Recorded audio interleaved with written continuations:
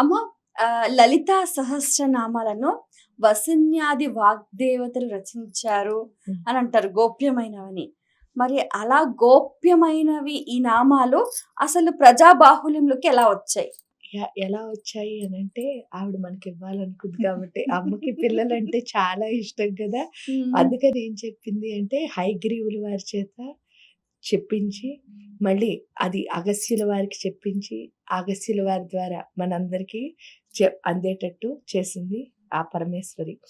అయితే అసలు వసిన్యాది వాగ్దేవతలు ఎప్పుడు చూడండి ఎంత అనిపిస్తుందంటే, అక్కడ లలితా సహస్రనామాల్ని రహస్యనామాలు అని అనడానికి గూడా రీజన్ ఏంటి అంటే, అక్కడున్న రహస్యం. మీరు పైనుంచి చూస్తే ఏమి అనిపిచ్చదసలు. హ్మ్. లోపలికి వెళ్ళగానే అమ్మో! ఇంతుందా? ఆ! అవును. అంటే అందులో ఏంటంటే ఎంజాయ్‌మెంట్ ఉంటుంది. అందుకని ఏ సహస్రనామం చదివినా భక్తి మీకు చూస్తే చాలా బాగా అంటే ఏది చదివినా మనకి భక్తి కలుగుతుంది. అందరి దేవుళ్ళు ఒకటే. కానీ లలితా సహస్రనామం మాత్రం వచ్చేసటికి ఏమవుతుంది అంటే, మనం చదవడం మొదలుపెట్టినప్పటి నుంచి చాలా ఏంటో మన లోపల ఒక ఉత్సాహం హుషారుగా అంటే హ్మ్. అప్పుడే అయిపోయిందా అన్నట్టు చదువుతాం అనమాట. ఆ ఉత్సాహం ఏదైతే ఉందో అందులో పెట్టిన ఆ శృంగార రసం అంటే, ఆ శృంగారం ఏదైతే ఉందో దానివల్లే మనకేమవుతుంది అనంటే, అది చదవగానే హ్యాపీ వచ్చేస్తూ ఉంటుందనమాట. అందువల్ల ఏమిటి అనంటే, అవి రహస్యనామాలు అని చెప్పడానికి కూడా కారణం, పైనుంచి చూస్తే ఒకలాగా అందులో లేనిదేదీ లేదు. ఈ సృష్టిలో ఉన్న ప్రతి ఒక్క విద్య అనుకోండి, హ్మ్. లేదా ఏ శాస్త్రమైనా అనుకోండి, ఇక్కడ క్రియేట్ చేసిన ఏ క్రియేషన్ అయినా అనుకోండి, ఈవెన్ నా వరకు అంటే పూర్తిగా అనిపిస్తుంది. ఈ అష్టాదశ శక్తి పీఠాలు కూడా ఎక్కడెక్కడ ఎలా ఏర్పడతాయి అన్నది అందులో ఉంది. హుహు. ఎలా చూడండి దాక్షాయణి, దైత్యహంత్రి, హ్మ్. కామాక్షి, కామదాయిని, విశ్వమాత, జగద్ధాత్రి ఇలా మీరు అంటే ఒక ఒక ఇప్పుడు చూడండి డైరెక్ట్‌గా విశాలాక్షి అని కనిపించింది. ఈడ హ్మ్. కామాక్షి అని కనిపించింది. దాక్షాయణి అని కనిపించింది. ఆ కనిపించినవి మీరేంటి అంటే ఓహ్! వీళ్ళ గురించి చెప్పారు అని. కానీ అలా కూడా కాదు. మీరెక్కడికి వెళ్ళినా సరే ప్రతి శక్తి పీఠం గురించి అక్కడుంది. హ్మ్. పైగా ఇక్కడ చూడండి దాక్షాయని అదొక్కటి మనం చెప్పుకుంటే చాలు. దాక్షాయని, దైత్యహంత్రి, దక్షయజ్ఞ వినాశిని. దక్షయజ్ఞాన్ని ఎందుకు ఆవిడ వినాశిని అంటే చెడగొట్టింది. దక్షుడు చేస్తున్న యజ్ఞాన్ని. అంటే దైత్యహంత్రి. దైత్యులెవరు? రాక్షసులు. ఆ యజ్ఞాన్ని చేస్తున్నది ఎవరు అంటే రాక్షసులు. రాక్షసులు యజ్ఞం చేయడం అంటే అర్థం ఏమిటి? అహంకారం యజ్ఞం చేస్తోంది. అంటే ఇంకేం పెంచేసుకుంటోంది? ఇంకొంచెం అహంభావాన్ని పెంచుకుంటోంది. ఇది చూడండి మనలోనే ఉంటారు. ఇవన్నీ కూడా అక్కర్లే. ఏమిటి అనంటే, "ఏవండీ నేను 1000 చండీ హోమాలు చేశానండి. 1,000,000 లలితా సహస్రం పారాయణ చేశానండి." అదే దైత్యం. అదే రాక్షసులంటే. హుహు. ఎందుకు అంటే, మీరు లలితా సహస్ర పారాయణ చేస్తే ఫస్ట్ వదిలేయాల్సింది ఏంటి? నేను అన్నదాన్ని కదా! ప్రచారం. కదా!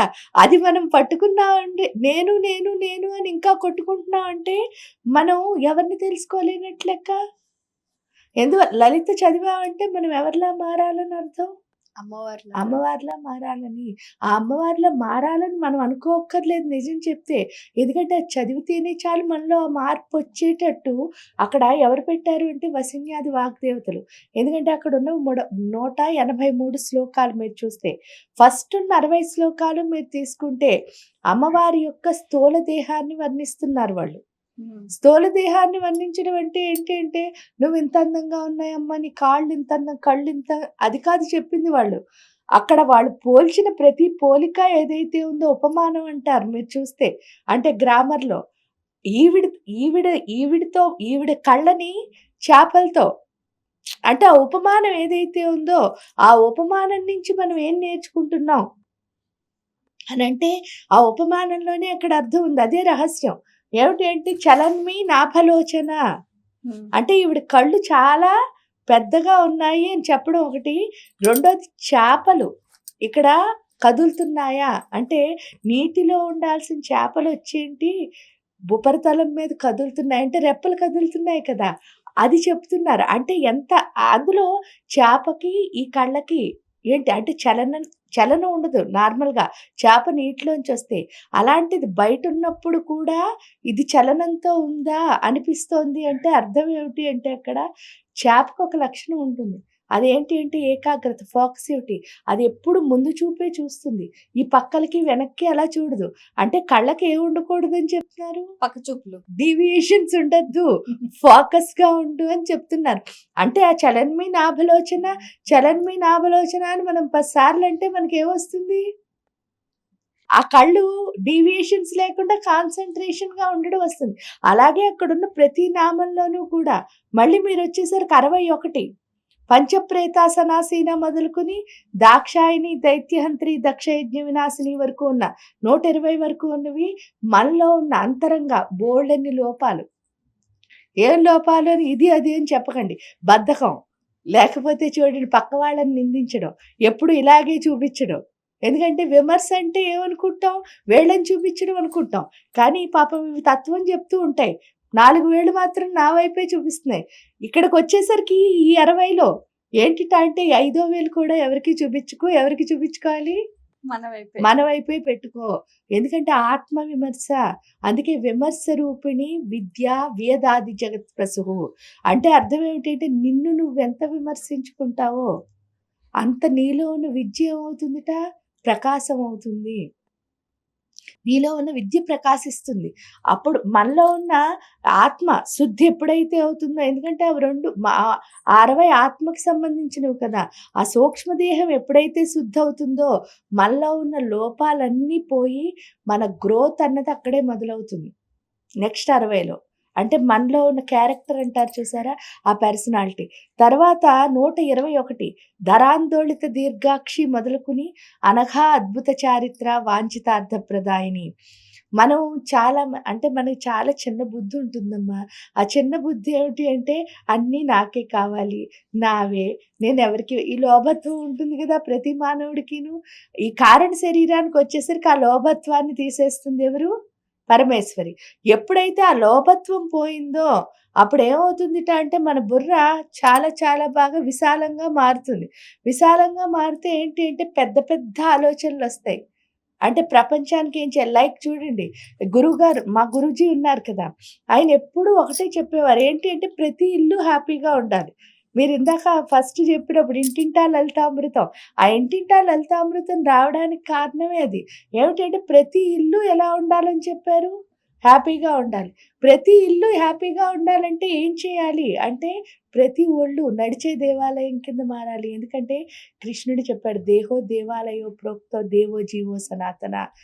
దేహమే దేవాలయం అయితే ఒక దేవాలయానికి ఏంటి ఇంపార్టెన్సు అని ఒక్కసారి మీరు ఆలోచిస్తే పవర్ స్టేషన్ ఏదైతే ఉందో ఆ పవర్ స్టేషన్ ఎవరు అంటే లలితాదేవి. ఊళ్ళో ఉన్న దేవాలయం ఏమిటి అంటే ట్రాన్స్‌ఫార్మర్. ఈ మంత్రాల ద్వారా ఏం చేస్తున్నారు అంటే ఆ పవర్ స్టేషన్ నుంచి పవర్ ఎక్కడికి తెచ్చుకుంటున్నాం? ఇంట్లో. ఈ దేవాలయానికి తెచ్చుకుంటున్నాం. తెచ్చుకున్న దేవాలయం నుంచి ఏం చేస్తున్నాం? ప్రతి ఇంటికి వైర్లు పంపిస్తారు కదా ట్రాన్స్‌ఫార్మర్. అలాగే ఇక్కడి నుంచి వైబ్రేషన్స్ ఊళ్ళో ఉన్న ప్రతి ఇంటికి వెళ్ళి అన్ని ఇల్లులు సుఖంగా ఉంటాయి. అంటే ఒక దేవాలయం కనుక ఒక ఊళ్ళో ఉంటే ఆ ఊరంతా ఎలా ఉంటుంది? అక్కడి నుంచి వచ్చే మంత్రశక్తి ఏదైతే ఉందో దానివల్ల అందరూ సుఖ సంతోషాలతో ఉంటున్నారు. అదే కనుక మనం నడుస్తున్న దేవాలయాల కింద అయ్యాం. మనమే దేవాలయం అయ్యాం అనుకోండి. మన లోపలున్న ఆ పరమాత్మ స్వరూపాన్ని మనం చూసుకోగలిగాం అనుకో మనమే దేవాలయాల కింద. నడిచే దేవాలయాలు ఊరంతా ఉంటే ఊరెంత అద్భుతంగా ఉంటుంది. అందుకే లాస్ట్ నామం చూడండి వాళ్ళేంటంటే నీ ఆలోచన, ఆ దృష్టి దృక్పథం, ఆ వక్ర బుద్ధిని తీసేసి మంచి బుద్ధిని ఎప్పుడైతే పెడతావో అప్పుడేమవుతుంది అంటే నీకు పెద్ద పెద్ద ఆలోచనలొచ్చి నువ్వేం చేస్తావుట అంటే అనఘా అద్భుత చారిత్ర వాంఛితార్థ ప్రదాయిని. అంటే అద్భుత చరిత్రలు సృష్టించబడతాయి. పెద్దవాళ్ళకే అలాంటి ఆలోచనలొస్తాయి. అవొస్తేనే మనకి ఇంటింటా లలితామృతాలు అలాంటివొస్తాయి. కాబట్టి ఏంటి అనంటే మనం ఎంత బాగా ఆ కారణ శరీరాన్ని శుద్ధి అంటే ఈ విధంగా లలిత చదివితే చాలు మనం హ్యాపీ. అయిపోయిన తర్వాత ఏం చెప్పారంటే లలిత గురించి నిజంగా చెప్పిందయితే 3 శ్లోకాలు. అవునా? ఏమన్నారు అంటే మిగతావన్నీ మనలో ఉన్న లోపాలనే తొలగించుకున్నాం మీరు చూస్తే. 1 నుంచి 180 వరకు 60 ఏమో స్థూల దేహాన్ని, ఇంకో 60 ఏమో సూక్ష్మదేహాన్ని, ఇంకో 60 ఏమో కారణదేహాన్ని శుద్ధి చేశాయి. ఇంక లాస్ట్‌లో ఉన్న 3 ఏమిటి అంటే, ఆవిడని చూడాలి నిజంగా అంటే ఏం చేయాలండి అంటే, అభ్యాసాతిశయ జ్ఞాత షడద్వాతీత రూపిణి. ప్రతి క్షణం అభ్యాసం. ఆవిడ గురించి తెలుసుకుంటూ ఉండడమే. నేర్చుకో, నేర్చుకో, నేర్చుకో అని చెప్తున్నారు. నేర్చుకుంటే ఏమవుతుందండి? ఏమవుతుందండి అంటే, అవ్యాజ కరుణామూర్తి రజ్ఞానధ్వాంత దీపిక. ఆవిడ గురించి తెలుసుకుందామని నువ్వు ఎప్పుడైతే వెళ్తావో, ఆవిడ ఏం చేస్తుందట? అవ్యాజ కరుణ, చాలా కరుణట. ఆ కరుణతో ఏం చేస్తుందట? నీకిచ్చేస్తుందట జ్ఞానాన్ని. అందుకే రజ్ఞాన ధ్వాంత దీపిక. రా అనే జ్ఞానం అంటే అన్నిటికంటే ఫైనల్ అనమాట. అంత గొప్ప జ్ఞానాన్ని మనకి ప్రసాదించే తల్లి ఎవరు అంటే లలిత. అయ్యేసరికి అమ్మో! అంత జ్ఞానాన్ని ప్రసాదిస్తుందా? ఈవిడ ఎలా ఉంటుంది అంటే, అక్కడ చెప్పారు. ఆబాల గోప విదిత సర్వానుల్లంఘ్య శాసన. ఇప్పటి వరకు ఏంటంటే ఆవిడ గురించి పైనవన్నీ విన్నాను కదా! ఈ విన్నవన్నీ ఆవిడేమో అనుకున్నాను కానీ, ఆవిడ ఎప్పుడు ఎలా మార్చేయాలంటే ఈ సృష్టి మొత్తాన్ని మార్చేసే హక్కు ఎవరికుంది? అమ్మవారికి. అన్నిటిని క్రాస్ చేసి, అందుకే సర్వానుల్లంఘ్య శాసన. ఆవిడ ఏదైనా శాసించొచ్చు. ఆ సృష్టి మీద అంతా ఆవిడకేముంది? అధికారం, పట్టు. ఎందుకంటే ఆవిడే ఈ సృష్టి మొత్తానికి తల్లి. ఆ తర్వాత ఎలా ఉంటుందండి? శ్రీచక్ర రాజనిలయ శ్రీమత్ త్రిపుర సుందరి. శ్రీచక్రంలో బిందు స్థానంలో త్రిపుర సుందరి దేవి కింద కొలవబడుతుంది. త్రిపుర సుందరి అన్నా కూడా అంతే. 3 పురాల్ని పరిపాలించే తల్లి. వాగ్భవకూటం, కామరాజకూటం, శక్తికూటం. ఈ 3 పురాల్ని ఎప్పుడైతే పరిపాలిస్తోందో, ఇక్కడున్న అందవిహీనత ఏదైతే ఉందో దాన్ని తీసేసి అందాన్ని మనకిచ్చే తల్లే త్రిపుర సుందరి. ఎప్పుడైతే అందాన్ని ఇచ్చిందో, ఇంత అంటే మనలో ఉన్న అందవిహీనత అంతా పోయి అందం వచ్చిందనుకోండి లోపల. అంటే ఇన్నర్ బ్యూటీ అంటారు చూసారా? ఆ ఇన్నర్ బ్యూటీ ఎప్పుడైతే వచ్చిందో, మనం మంచి వాళ్ళ కింద మారాక అప్పుడు అర్థమవుతుందట. ఎవరు అంటే శివశక్తి ఐక్య రూపిణి లలితాంబిక. అంటే శివుడు, శక్తి కలిసి ఉన్న అర్ధనారీశ్వర తత్వమే ఎవరు అంటే లలితా పరమేశ్వరి యొక్క స్వరూపం. అంటే ఈ సృష్టిలో లలిత అంటే అర్థమే ఆనందమనమ్మ. ఆ పేరుకే అర్థం ఆనందం. ఆనందం ఎలా వస్తుందో తెలియక ఏం చేస్తూ ఉంటాం? అన్నీ తెచ్చుకుంటాం. కానీ ఇక్కడికొచ్చాక ఏమర్థమవుతుందట అంటే, ఆనందం కావాలి అంటే మనం ఏమీ సంపాదించక్కర్లేదు. 2 సంపాదించాలి. ఆ 2 ఏంటంటే, 1 శక్తి, 2 జ్ఞానం. మన శక్తి, మన జ్ఞానం తప్ప ఇంక ఈ సృష్టిలో ఏది ఆనందాన్నివ్వదు. అదే లలితా పరమేశ్వరి యొక్క తత్వం. కాబట్టి ఆ లలిత చదివితే ఎందుకు ఆనందం వస్తుంది అంటే, మరి ఆవిడ మనలో ఈ సృష్టిలో ఎవరైనా సరే మనం ఏదైనా తప్పు చేశామనుకోండి, నువ్వు ఈ తప్పు అని చెప్పాలని ట్రై చేస్తారు. కానీ అమ్మే కదా మనలో ఉన్న లోపాలను సరిదిద్దుతుంది. కాబట్టి మనలో ఉన్న లోపాలని సరిదిద్దడానికి మనకి ప్రసాదించిన చాలా గొప్ప వరం ఏమిటి అంటే లలితా సహస్రనామాలు.